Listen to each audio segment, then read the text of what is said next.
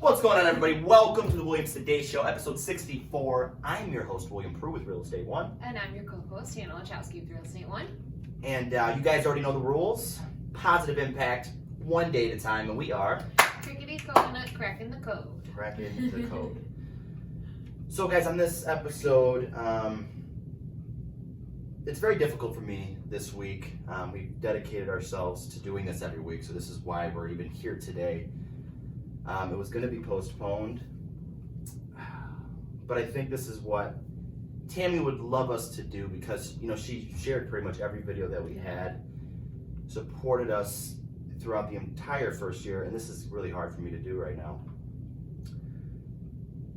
But we had a death in the family, my Aunt Tammy, just a couple days ago after a long fight of cancer, and I really don't want to span on that because that wasn't what her life was about at all. There was a fight that she dealt with along with the many other fights that she dealt with in her life, but she was an amazing person, and that's what I want to focus on just really quickly. Top to bottom, I mean, she was a beacon of light in everybody that she met in their lives all the time. If she was upset, she would tell you that she was upset, but she would do it humbly. She wouldn't do it in an aggravated way. She was so loving, such an amazing aunt. I remember growing up, my brother Jonathan and I, we were so excited to go to Uncle Phil and Aunt Tammy's house. Whenever we heard it, we were so excited. Tammy was so loving. Uncle Phil was so loving. They were such an amazing couple. You know, like one of those love stories that it's straight out of a book. Yeah, honestly. And she was just such an amazing person all the way around. Take people in, love people unconditionally. And like I said, just a beacon of love in this world that you just don't see very often in people. She just shines so bright. I mean, any dark, cloudy day would be sunny around Tammy, no matter what. And that's what I'm really trying to be positive and speak more to, you know, outside of the cancer thing, because it's such a brutal disease, and she fought for 6 years, and it was devastating because she fought really hard, but not one time did she waver away from being super positive, loving, caring, and just being who Tammy was. She did not let cancer defy her. So, and I just needed to say that, and so we're headed up north right after this video. We're gonna meet with the family, and we're just gonna try to, you know, just be there through this difficult time. And I didn't mean to make this video to make anybody sad or anything like that. It was just because, you know, just to kind of, because I knew my energy coming to the show wasn't going to be very high frequency, and I think that honestly what she would have wanted me to do is just make the video and continue on it. Dedicated to her. Yeah. It's for her. So definitely. I love you, Aunt Tammy, and I know she's here with me. I can feel her in my heart. So. Oh yes, I love you too, Aunt Tammy. Yeah, she loved you right away. She was always such a ray of sunshine. She did. She told me right away. She's like, "You better keep her." And I said, "I plan on it, but if she messes up, I'm coming to you so you can fix it." But yeah, she did. She absolutely loved you. She loved everybody. She really, really did. You had to give her a really, really good reason to be any type of way other than loving towards you. Yeah. Really, I mean, honestly. And I can't say that about many people. Some people get mad and they're just mad, raging mad, and she never was that way. No, not at all. I mean, I only met her a handful of times, but oh my gosh, I felt like I was just so welcomed right away when I met her and Phil. Like, extremely. Like, I knew them for years. That entire side of the family is just that way, and it was just so many memories growing up, and it was just all great memories. Gosh, dude, when I was around them, I could just literally feel their love for each other, her and Phil. Yeah. Oh my God, I'm like, you guys are, I aspire to be like them, honestly. Yeah. The love that they have for each other, oh gosh, it was beautiful. Yeah. I'm really glad that she's done fighting this fight, because it was bad. Fair. It's not fair. I just feel she was just, like I said, that beacon of love in everybody's life, and it's, you know. But guys, you know, I wanted to talk about, you know, just to kind of follow up on our last week's video about tax assessments, and if you do need to appeal them, how you can do so. how you can appeal your taxes. And I really just, like I said, don't really have the energy nor the motivation. Like we always say, we try to, on these videos, try to kind of just give you guys some insight on what we deal with every week on a weekly basis.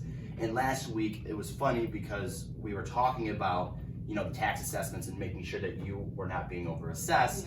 And it came to light this week that one of our first clients that we've ever dealt with had a shitstorm brewing regarding their taxes. And so we wanted to walk through that shit fire with you guys briefly, just to kind of give you some insight into how we're going to handle it and what you can do if you're being overassessed, and how to really know if you're being overassessed, and the steps to take to get to the solution. Yep.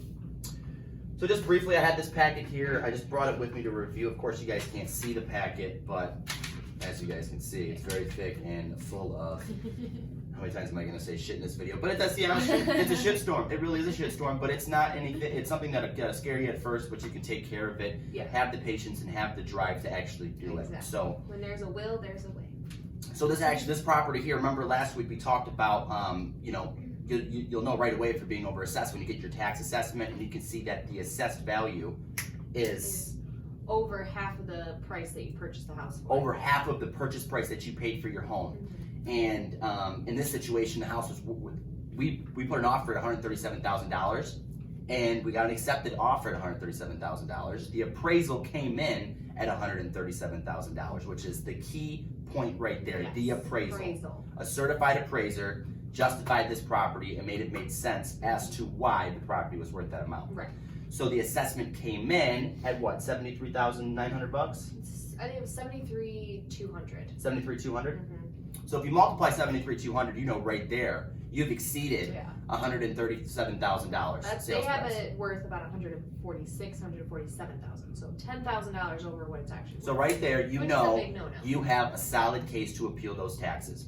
So 9 times out of 10, when you're purchasing a property, you will know, or you will have an appraisal. Right? You'll have that appraisal. Unless you buy cash. If you buy cash, you're in a different situation, at which point you ask your real estate agent to go find comparables and justify why you offered that amount. Exactly. And so it gets a little bit more tricky. But you have a slam dunk case for the Board of Review if you have an appraisal. Yes. Because the appraisal is certified, and that's what you'll take to the Board of Review.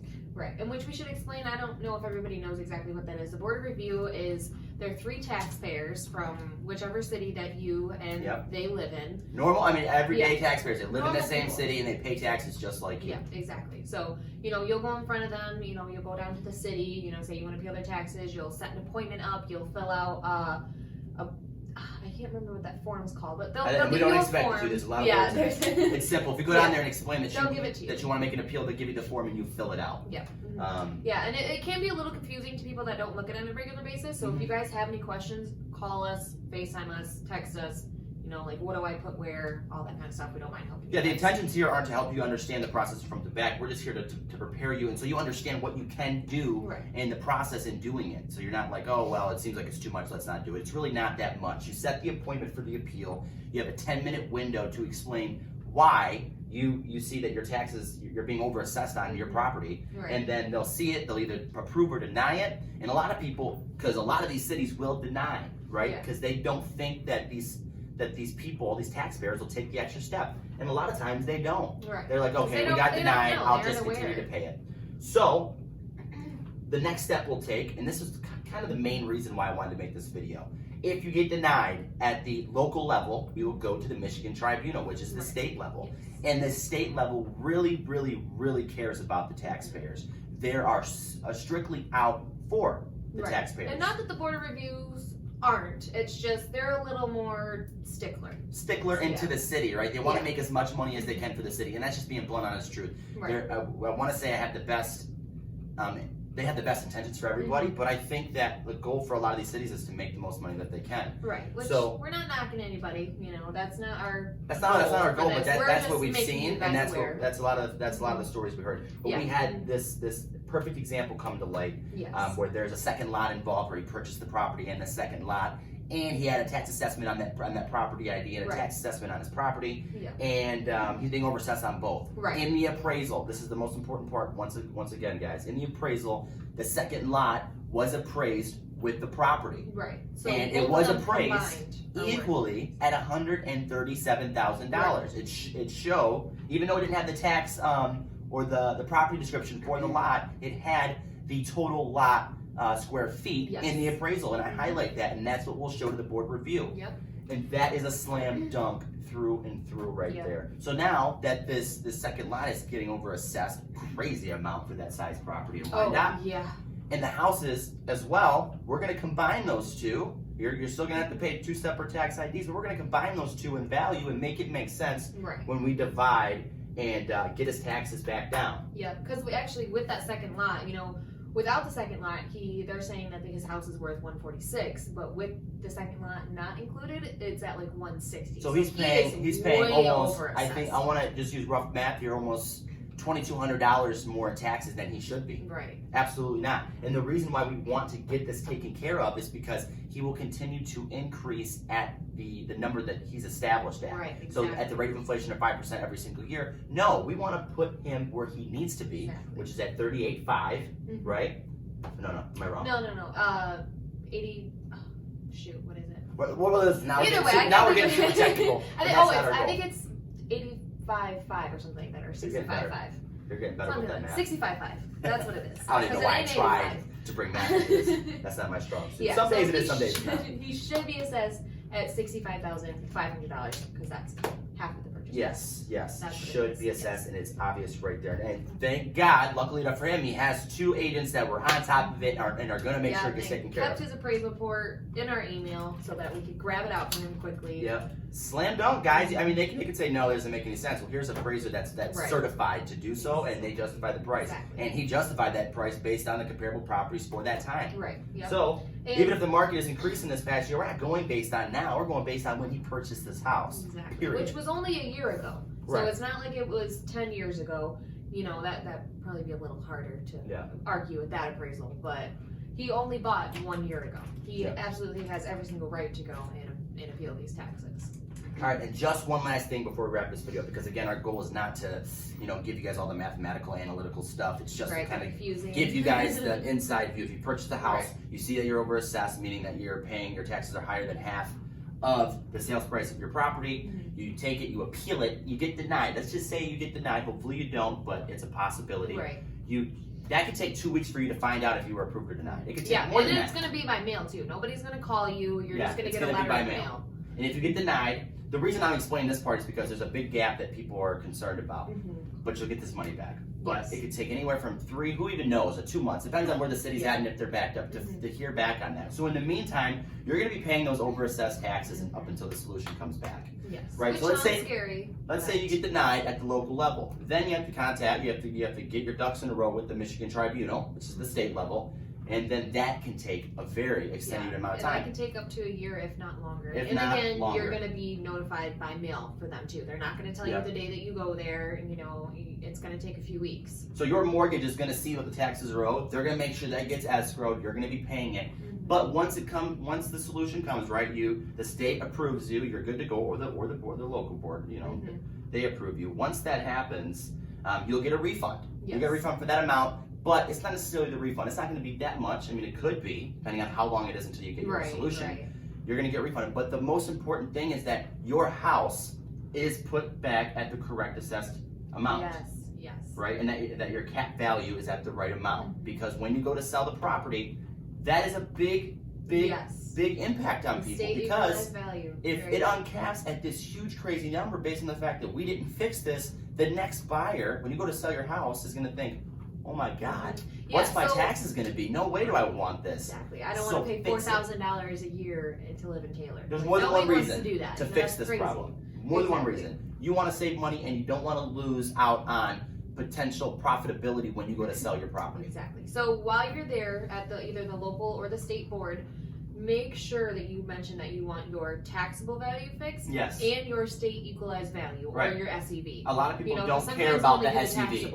I'm sorry, it's not that they don't care, they're told don't worry about the SEV, it's not what you're paying taxes on. You need to be worried about the SEV for when you sell the property because that is where it's gonna uncap at. Unless you never plan to sell, but also you never know. You know, you could also Yeah, get to a fix where you have to sell. So or you want to very leave it to important your to make kids. I mean, they want to uncap yes, it, but that too. there's all kinds of things. But if your kids want to sell it when it's left to them, I mean, it's just fix it now, right? Right. Absolutely Rather than fix later. it now. Yes. There's many reasons, and that was a lot of information in one video, but I feel like it was really important, and I'm glad that we got it out. Absolutely.